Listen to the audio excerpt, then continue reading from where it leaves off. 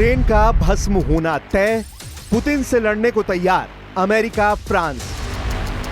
1233 दिन से ज्यादा की जंग में रूस ने यूक्रेन पर इतनी मजबूत पकड़ बना ली है कि अब मजबूर होकर अमेरिका और फ्रांस को ऐलान करना पड़ा है कि हमें रूस से सीधी जंग करनी पड़ सकती है।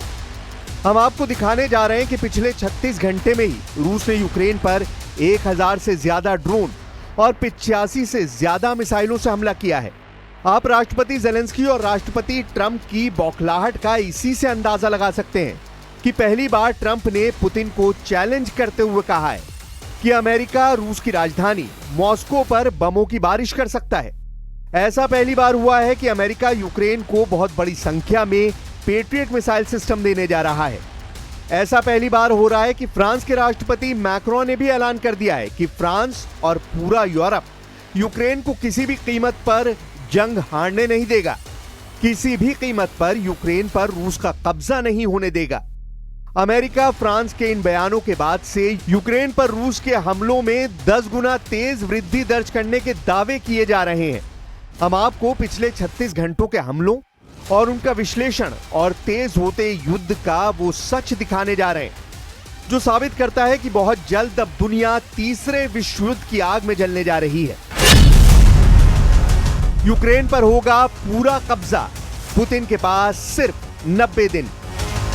जिस रफ्तार से इस वक्त रूसी सेना यूक्रेन के 5 प्रांतों यानी बड़े इलाकों पर अंधाधुंध हमले कर रही है, उससे साबित होता है कि रूस ने अपने स्पेशल मिलिट्री ऑपरेशन बेहद तेज कर दिया है। खासतौर से ट्रंप और पुतिन के बीच 60 मिनट फोन पर हुई लंबी बातचीत के बाद यूक्रेन पर हमलों में बेतहाशा तेजी देखी गई है। हैरानी की बात तो यह है कि जो राष्ट्रपति ट्रंप यूक्रेन को हथियार देने से मना कर रहे थे, वो अब न सिर्फ यूक्रेन को हथियार देने के लिए उतावले हो गए हैं, बल्कि जरूरत पड़ने पर रूस से सीधी जंग करने का संकेत भी दे दिया है। सबसे पहले आप ये जान लीजिए कि आखिर इस वक्त रूस के हमलों में ऐसा क्या है कि अब अमेरिका और फ्रांस जैसे देश रूस से सीधी जंग करने का ऐलान करने लगे हैं। इन्हीं धमकियों को देखने के बाद अब रूस की तरफ से यूक्रेन पर हमले 10 गुना बढ़ चुके हैं। जरा इन आंकड़ों को देखिए। रूस के 10 गुना हमले, जल गए यूक्रेन के 5 इलाके। पिछले 36 घंटों में रूसी हमलों ने यूक्रेन की राजधानी कीव में कोहराम मचा दिया है।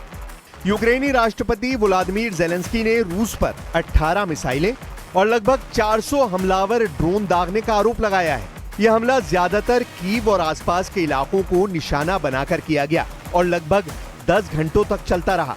जेलेंस्की ने एक्स पर लिखा, ये रूस द्वारा आतंक का स्पष्ट विस्तार है। हर रात सैकड़ों ईरानी शाहिद ड्रोन से लगातार हमले यूक्रेनी शहरों पर बड़े पैमानों पर हो रहे हैं।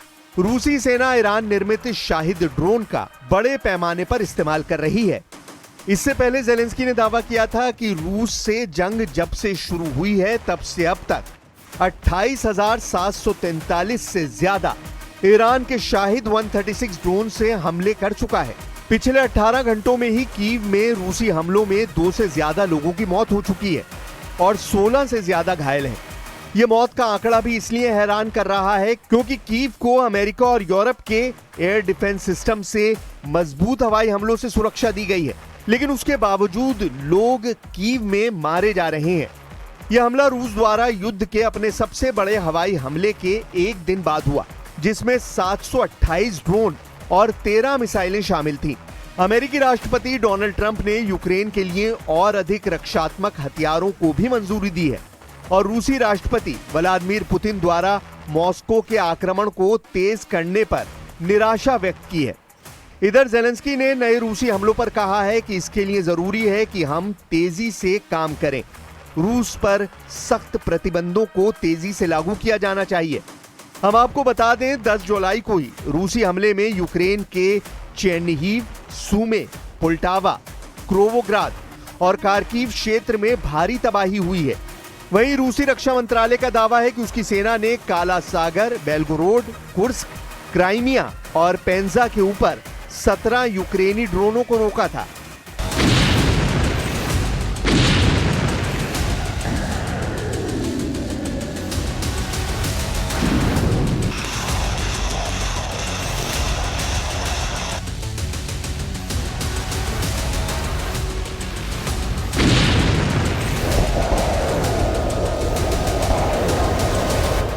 रूस पिछले 10 दिनों से यूक्रेन पर बेहद तेज रफ्तार हमले कर रहा है। दावों के मुताबिक रूस इस वक्त ईरानी निर्मित शाहिद 136 ड्रोन, इस्कंदर एम मिसाइलों, सुखोई सीरीज के लड़ाकू विमानों, टीयू सीरीज के बम वर्षकों से बेहद सटीक हमले यूक्रेन पर कर रहा है। यूक्रेन का दावा है कि रूस ने नए इलाकों को इसलिए निशाना बनाना शुरू कर दिया है ताकि यूक्रेन की अग्रिम सुरक्षा पंक्ति को तोड़ा और भटकाया जा सके। कुछ खबरों में दावा किया गया है कि पुतिन के आदेश पर रूसी सेना की छोटी छोटी टीमों को यूक्रेन पर हमला करने के लिए भेजा गया है। 4 और 2 पहियों वाली बाइकों से रूसी सेना यूक्रेन के नए इलाकों में तेजी से हमले कर रही है, जिसकी वजह से यूक्रेन के सामने समस्या ये हो गई है कि रूसी सैनिकों की छोटी हमलावर टीमों को मारने में बहुत ज्यादा हथियार और सैनिकों की जरूरत पड़ रही है। रूस की इसी खूनी रणनीति को देखते हुए अमेरिका और फ्रांस ही रूस से सीधी जंग की तैयारी में जुट चुके हैं और इसीलिए अमेरिका ने ऐलान कर दिया है कि हमने यूक्रेन को हथियार सप्लाई शुरू कर दी है, जिसे रोका गया था। जरा अमेरिका से आई इस खबर को देखिए। अमेरिकी अधिकारियों ने रॉयटर्स और एसोसिएटेड प्रेस को बताया कि अमेरिका ने यूक्रेन को तोपखाने के गोले और मोबाइल रॉकेट आर्टिलरी मिसाइलों की आपूर्ति फिर से शुरू कर दी है। डोनाल्ड ट्रंप ने दावा किया कि उन्हें नहीं पता कि पिछले हफ्ते शिपमेंट को रोकने का आदेश किसने दिया था। अधिकारियों ने नाम न छापने की शर्त पर बताया कि 155 मिलीमीटर आर्टिलरी गोले और GMLRS यानी मोबाइल रॉकेट आर्टिलरी मिसाइलें उपलब्ध कराई जा रही हैं। पिछले हफ्ते रोकी गई शिपमेंट में 30 पेट्रियट मिसाइलें, 8,500 155 मिलीमीटर आर्टिलरी गोले, 250 से ज्यादा सटीक GMLRS मिसाइलें और 142 हेलफायर हवा से सतह पर मार करने वाली मिसाइलें शामिल थी। हैरानी की बात तो यह है कि अमेरिका के राष्ट्रपति के आदेश नहीं देने पर भी यूक्रेन को हथियार सप्लाई किसने रोकी, इसका सही पता अभी तक नहीं चला है। फिलहाल यूक्रेन को हथियार सप्लाई शुरू हो गई है। Well, I've been sort of letting people know I'm not happy about what's going on. It's a war that should have never happened. It should not happen now. They're losing. Now it's up. I've been saying 5,000. Now it's up to 7,000. Think of it, 7,000 people a week on both sides. 7,000 people, young, mostly military people, young souls are dead.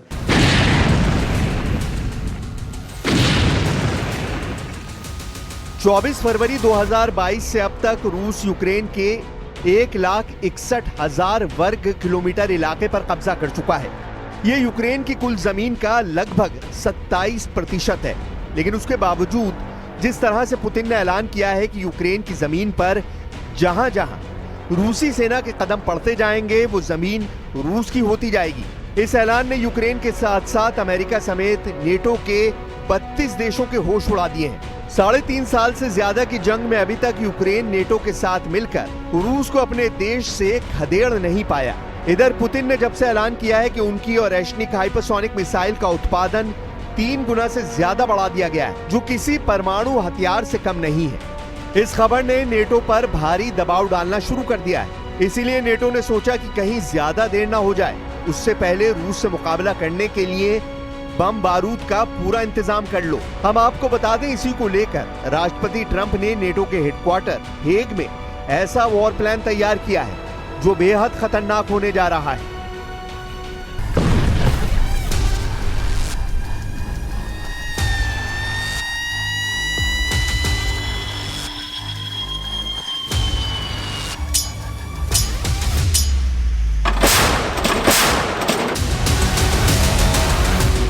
इधर रूस इन धमकियों से बेपरवाह बड़े हमले करते जा रहा है। रूस के साथ साथ चीन भी रूस के साथ जंग में उतरने की तैयारी कर चुका है। चीन के विदेश मंत्री वांग यी ने यूरोपियन यूनियन में फॉरेन विंग की चीफ काया कैलिस से दो टूक कहा कि चीन किसी भी कीमत पर रूस को हारता हुआ नहीं देख सकता है। रूस के हारने का मतलब होगा कि अमेरिका का अगला टारगेट चीन होगा। इसीलिए चीन रूस का जंग में आखिरी दम तक साथ देगा और रूस को हारने नहीं देगा। इधर पुतिन ने सेना से साफ कहा है कि वो जल्द से जल्द उन 4 इलाकों पर पूरी तरह से कब्जा कर ले जो रूस का मेन टारगेट है।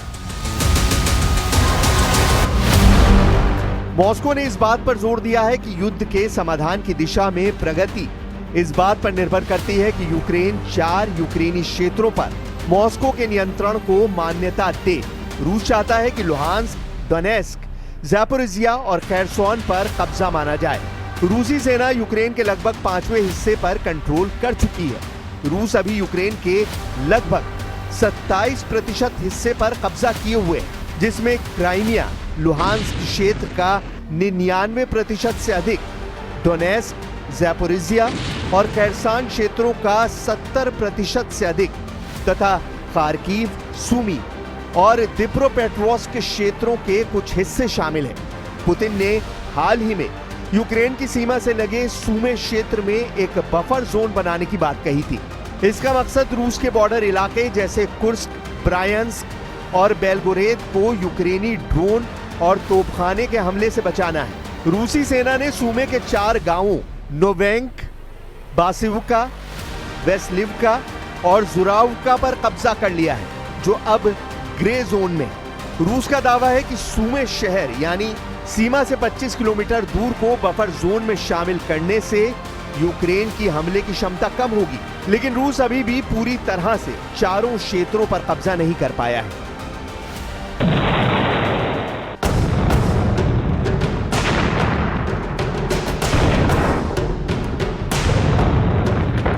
Сьогодні ж я говорив з президентом Трампом. Важлива розмова. Домовились про зустріч наших команд, щоб збільшити силу ППО. Дуже детально говорили про спільне виробництво. І нам це потрібно, і Америці. अगर अभी भी नेटो और अमेरिका सीधे जंग में नहीं उतरे तो फिर रूस पूरे यूक्रेन पर कब्जा कर सकता है। नेटो देश जर्मनी, ब्रिटेन और फ्रांस ने खासतौर से राष्ट्रपति ट्रंप पर दबाव बनाना शुरू कर दिया है कि अगर रूस के खिलाफ मोर्चा नहीं खोला गया तो फिर रूस का अगला निशाना नेटो देश और यूरोप होगा। जर्मनी के चांसलर फ्रेडरिक मर्ज ने खासतौर से चेतावनी दी है कि रूस सिर्फ यूक्रेन तक रुकने वाला नहीं है। यूक्रेनी मीडिया के मुताबिक राष्ट्रपति पुतिन यूक्रेन के डोनेस्क, खैरसोन, ज़ैपोरिज़िया और लुहांस्क प्रांत पर पूरा कब्जा चाहते हैं, लेकिन जिस तरह के हमले रूस इस वक्त पूर्वी यूक्रेन पर कर रहा है, उससे साफ है कि पुतिन यूक्रेन के 4 प्रांत नहीं बल्कि पूरे पूर्वी यूक्रेन पर कब्जा करना चाहते हैं। यूक्रेन से और भी दर्दनाक और डरावनी खबरें रूसी हमलों से जुड़ी आ रही हैं कि यूक्रेनी वायुसेना ने कहा कि रूस ने रात भर की बमबारी में 206 ड्रोन और 9 मिसाइलें दागी। मेयर इगोर तेरेखोव ने कहा कि यूक्रेन का दूसरा सबसे बड़ा शहर खार्किव पूर्ण युद्ध की शुरुआत के बाद से सबसे शक्तिशाली हमले की चपेट में आया। युद्ध से पहले ये पूर्वोत्तर शहर 14 लाख लोगों का घर था और रूस की सीमा से लगभग 30 किलोमीटर दूर स्थित है। कुल मिलाकर इस वक्त रूस और यूक्रेन के पास समय बहुत कम है। जहां यूक्रेन को रूसी कब्जे से बचना है, तो वहीं रूस को नेटो और यूरोप के हमले करने से पहले यूक्रेन के 4 इलाकों पर पूरी तरह से कब्जा करना जरूरी है। कुल मिलाकर लगभग 4 साल से चल रही रूस यूक्रेन जंग विनाश के मुहाने पर पहुंच चुकी है।